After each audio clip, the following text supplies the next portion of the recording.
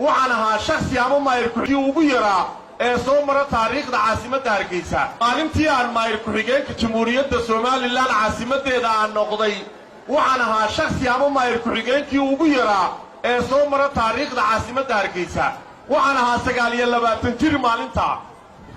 وعنها سقالية لبا تنجير لدورتي ولبا دورشدي مقعابدنا ويكلا قيمة بدنتاي oo ay hargeysi dooratay wixii aan xoog u qaban karaayay waxba kama naqran hargeysa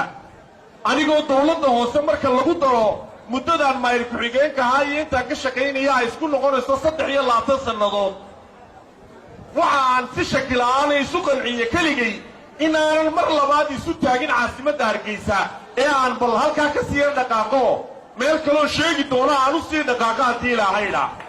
wixii aad qabatay waxba ma naqran waxaan qabtay iyo waxaan ku soo kordhiyay taariikhda ay xusi doonta inaan ahaan nin fiican iyo inaan ahaan nin xunba waxaan ka hoosanayaa haddaba dadka sharaxan hal waxaan leeyahay musharaxiinta oo waracayda iyo ceebta iyo aflagaadada iyo xumaanta iyo anaaniga iyo qabyaaladda iyo qoqobka intaba iska daa ninka sharaxano soo jiidasho yeelo hadal wanaagsan yeelo halkaasaa la keenay halkaa ka qaadna dheh tus dadka barnaamijka iyo waxa aad dadka u soo bandhigayso dadkana waxaa leeyahay doorashadii horaana dooratay waa ku maasantiin wixii aanu qaban karnay waanu qabanay maantana idinkaa maantana midida daabkeeda haya doorta hadday tahay baarlamaan iyo hadday tahay deegaanba dad caqiibo leh oo maanta halkan la soo gaadhsiiyey ka sii dhaqaajin kara